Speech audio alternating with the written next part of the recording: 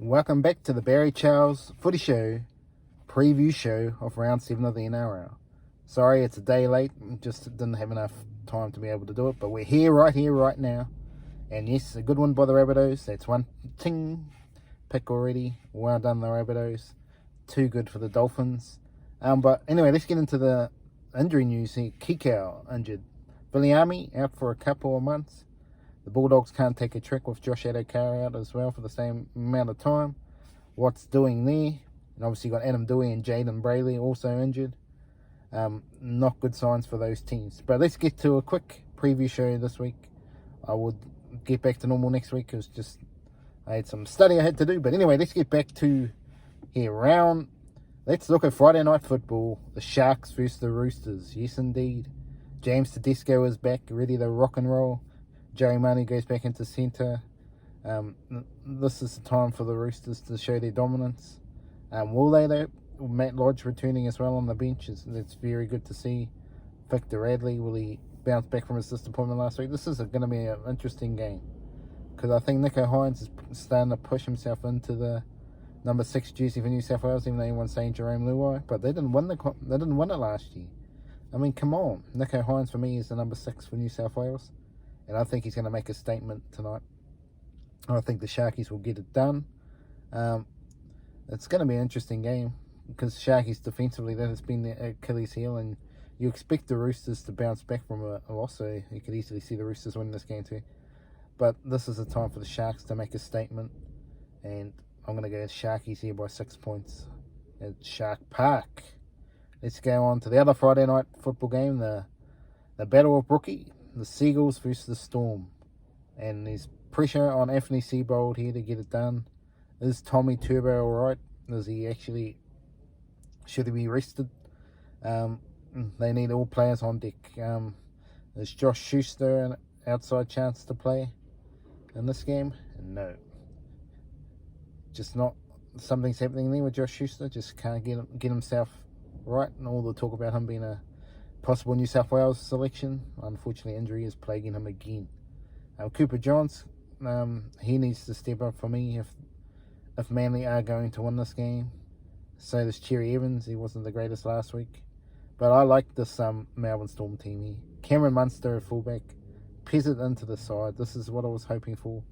I could still argue that Jerome Hughes could be the fullback and keep Cameron Munster at 6. But hey, that's the way they've gone. Harry Grant, Manly can bounce back. There's no doubt about it. I can see Manly bouncing back, and it's an interesting game with Aaron Woods.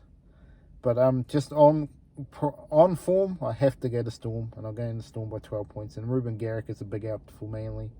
Absolutely disappointing for you Manly fans out there with him out, and also Carl Lawton as well.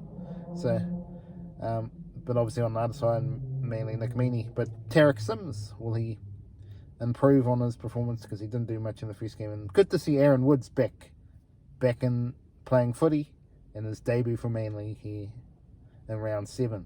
Let's go to Mount Smart. Yes, the Warriors finally get back home, taking on the Cowboys. This is a much-watched game for me because both teams are desperate to get the win after disappointing performances. Tohu Harris, will he play? Will he not play? They'll hope he'll play. Dallin Watesi-Niak had 4 tries last week in New South Wales Cup, so will he be a late inclusion, dropping either Kossi or Montoya? That'll be interesting to see.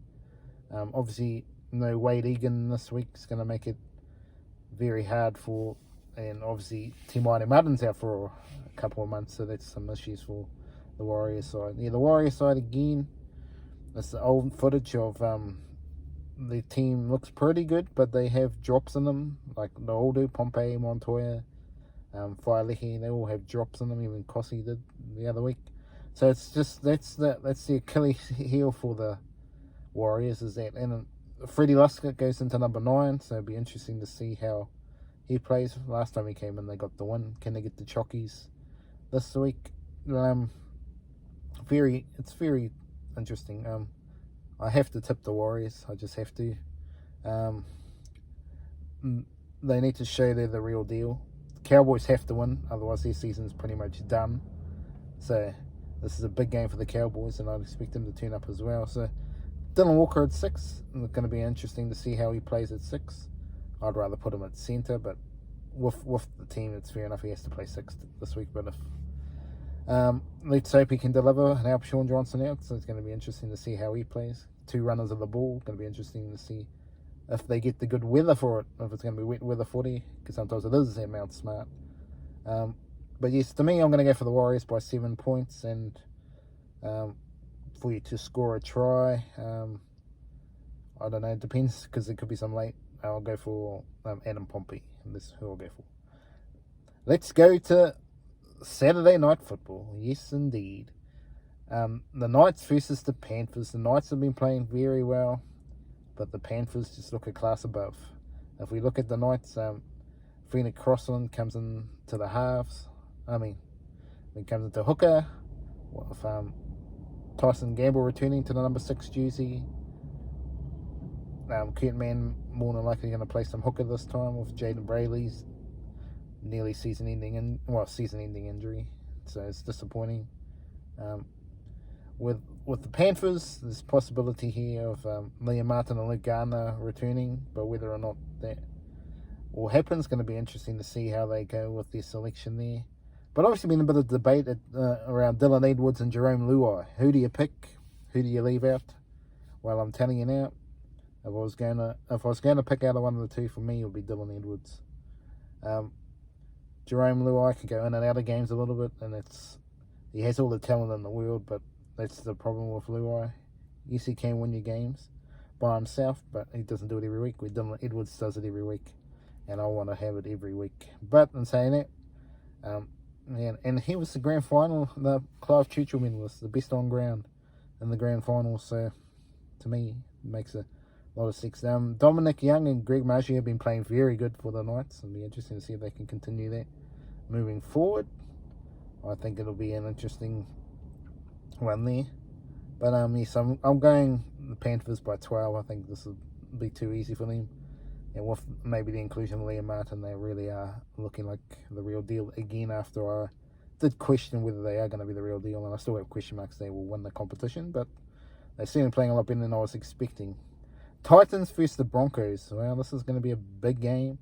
You got David Fafita coming up against his old club, and he's been playing very good football this season. State of Origin could be on the cards for him. Tino, absolutely, just does his thing. Kieran Foran is back. Jaden Campbell gets another chance, and he was outstanding last week. He's going to have to be outstanding again. I don't expect the Broncos to go back-to-back bad losses, but obviously Thomas Fletcher is a big loss.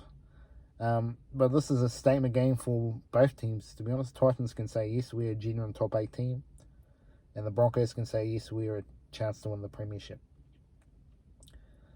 Let's go on to the Raiders and the Dragons. And before that, Broncos. I'm going to go Broncos by 7.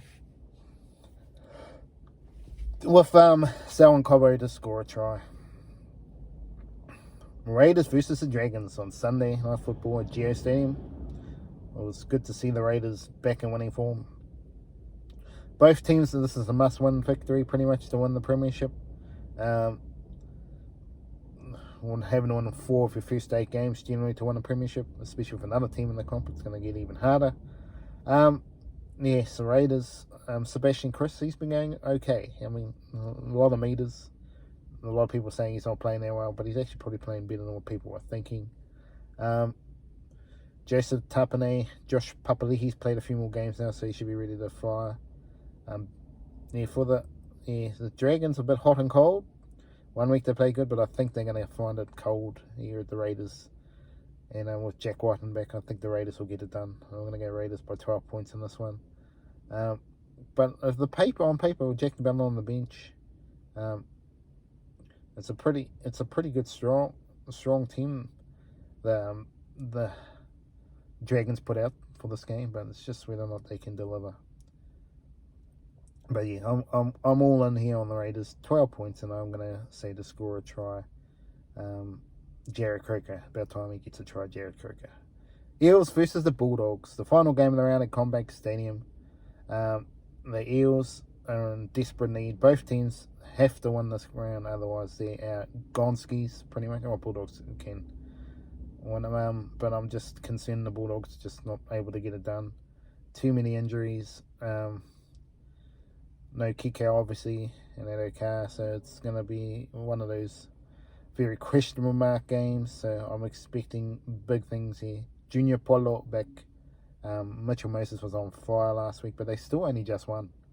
But if he can come up with that sort of performance again, I think he's going to be a long way to winning this game. So, to me, I think Parramatta will win this one.